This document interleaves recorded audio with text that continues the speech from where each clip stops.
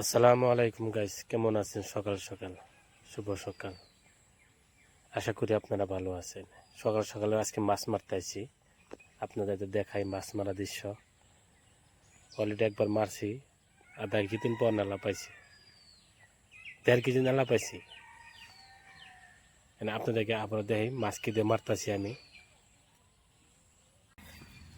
ঝাঁকে ঝাঁকে গাইস, ভাবছি আরো 1-2 কেজি পড়বো। মাছের সংখ্যা বহুত বেশি, এই ক্ষেত্রে খালি মাছই।